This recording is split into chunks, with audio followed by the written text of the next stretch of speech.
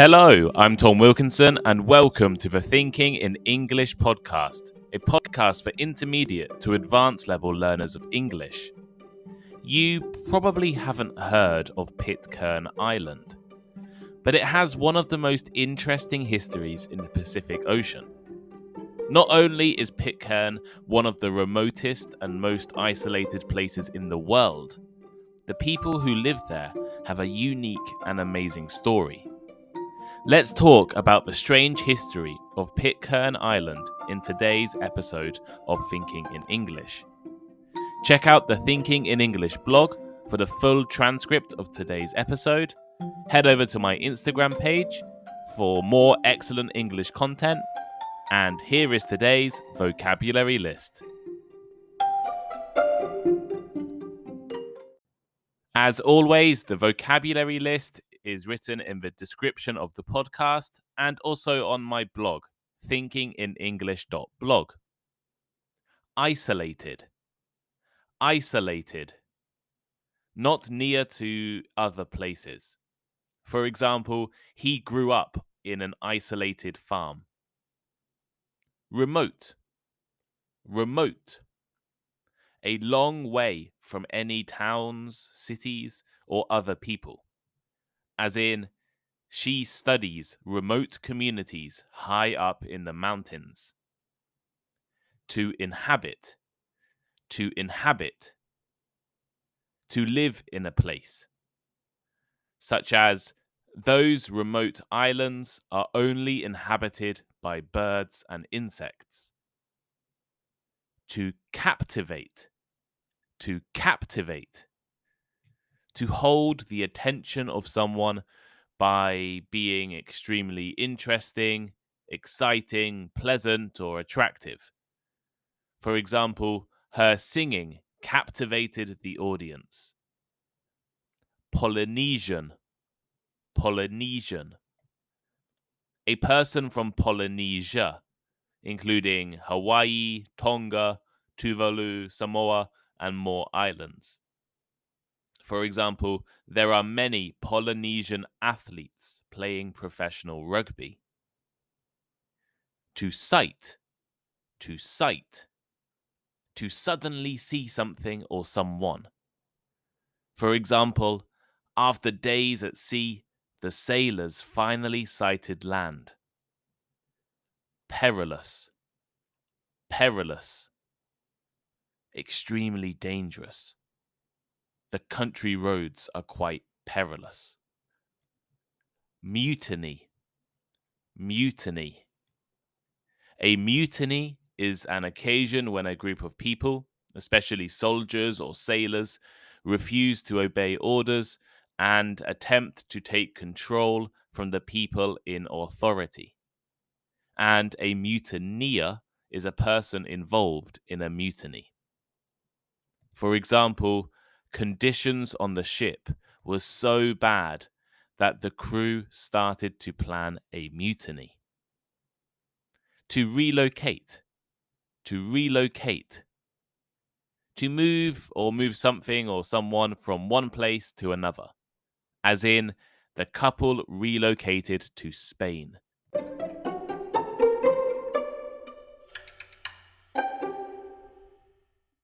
I watched a YouTube video recently, which was ranking the most isolated or remotest places in the world. These are the places furthest away from land, people, and civilization. Places that can take weeks to reach, often require multiple flights and boat trips, and have unique and complicated histories. Sometimes you might feel like getting away from everything and anyone, picking up your things and leaving civilization for a while. Most of us maybe go to a park or to a forest or to a mountain. But if you want to travel far away from land and people, you should visit Point Nemo.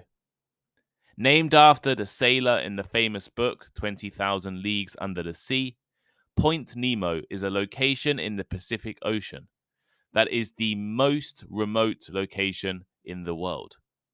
In other words, if you sail a boat to Point Nemo, you are the furthest away from land possible, approximately 2,688 kilometers from the closest place. Unfortunately, Point Nemo isn't a very fun place to visit. It's an invisible point in the middle of the ocean.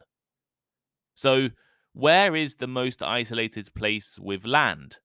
And maybe some people too. Well, some of the places mentioned in the video included the tiny country of Nauru in the Pacific Ocean, which is the least visited country in the entire world. Before the pandemic, less than 200 people a year made the trip to Nauru.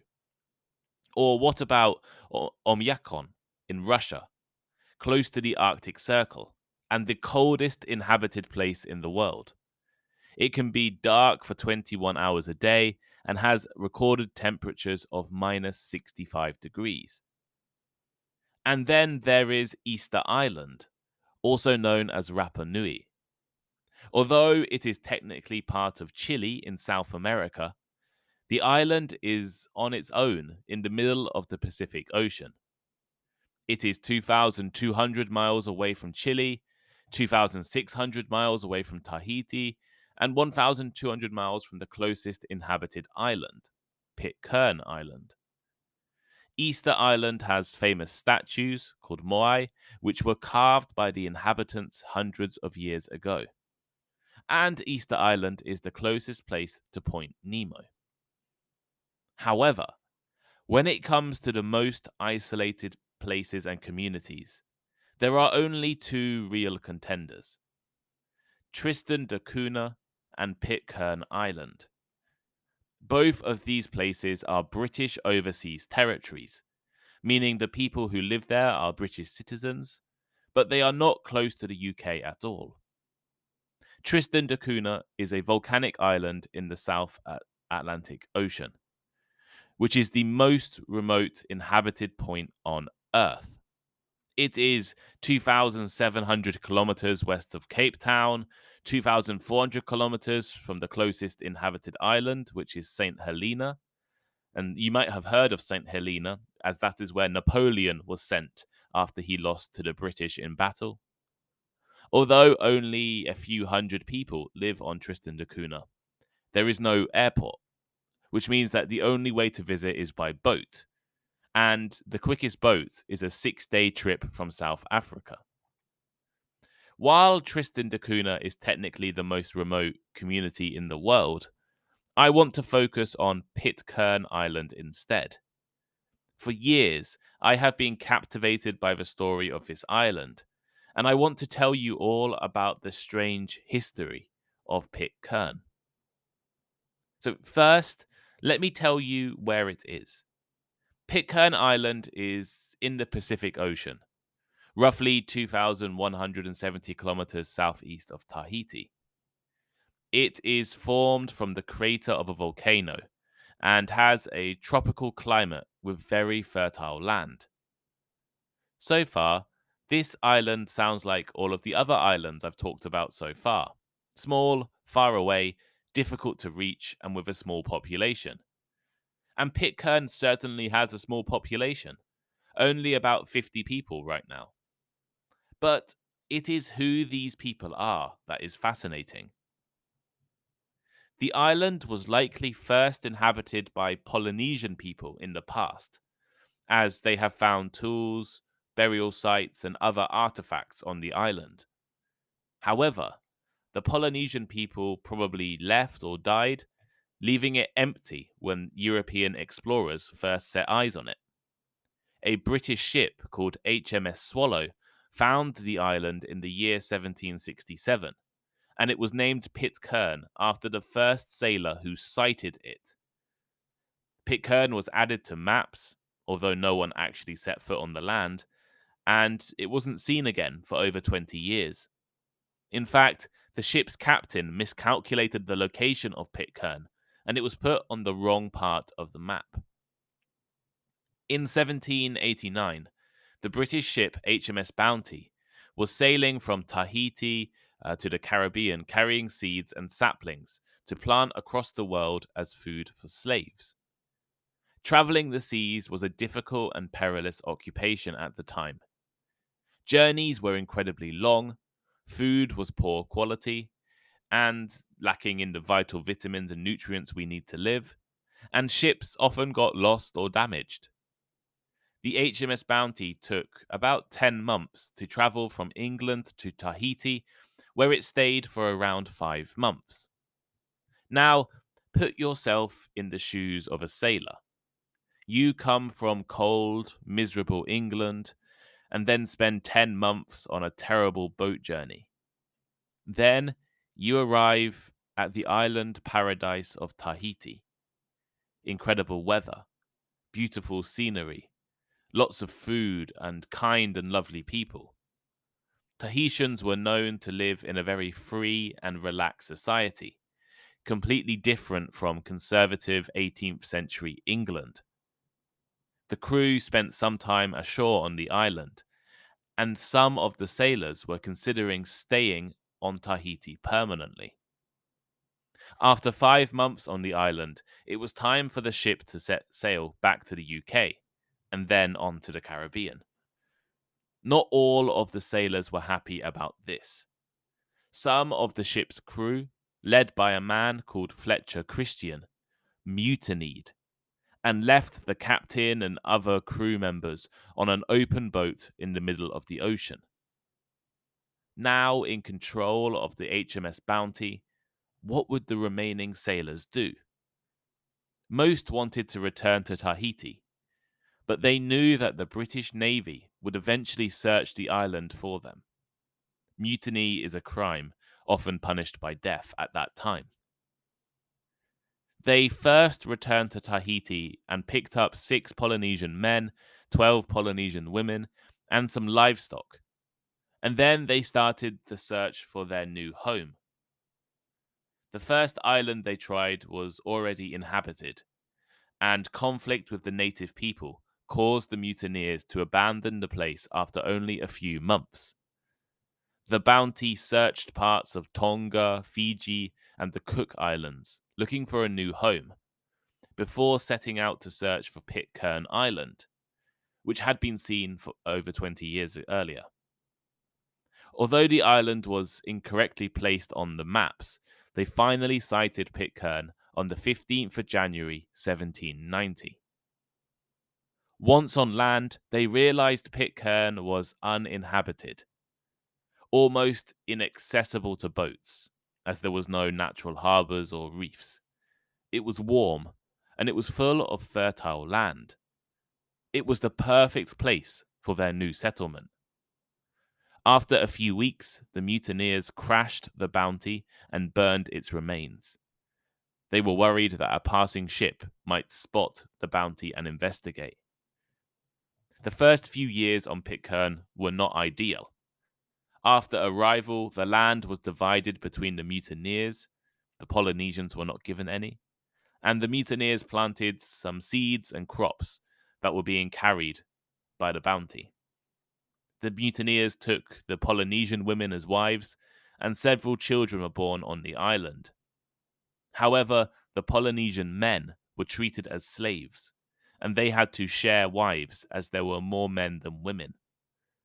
Fighting broke out, and eventually only 4 European men and 10 women were left.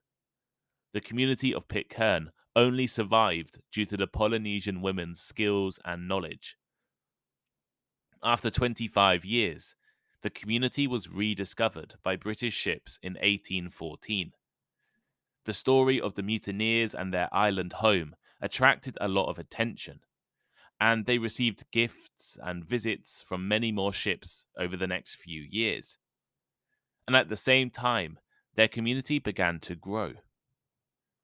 As their population increased to over 70, the islanders were relocated back to Tahiti for a few years.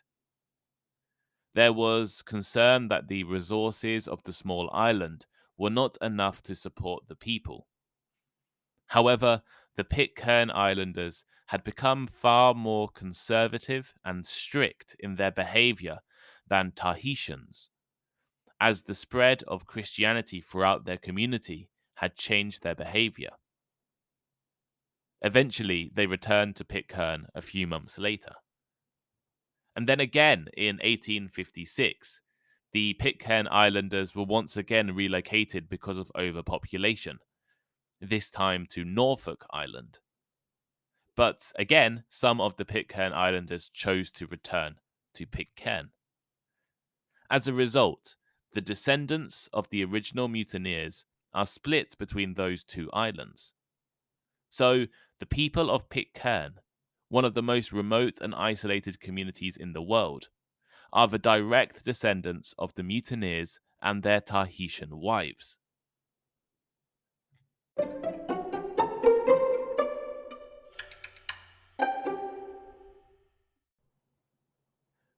So here is today's final thought. This episode of Thinking in English has tried to introduce some of the history of Pitcairn Island, which is one of the most isolated places on the planet. And the story might be familiar to you. It has formed the basis of a number of films and TV shows. And this is why I think the story is so interesting and so captivating. It's a movie plot. Some sailors, unhappy with the conditions on their boat, overthrew their captain and set him adrift in the sea, and then sailed the boat to Tahiti, picked up some women, and sailed to a deserted island, almost as far away as possible from any other piece of land. I think it's a really interesting story.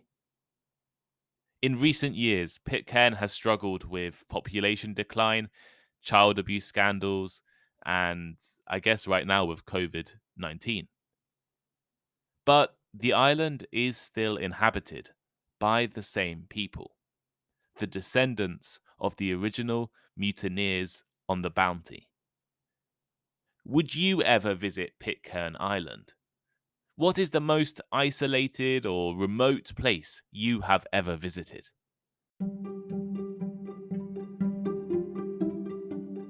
Thank you for listening to today's episode. I really appreciate every single person who takes the time to listen to my podcast.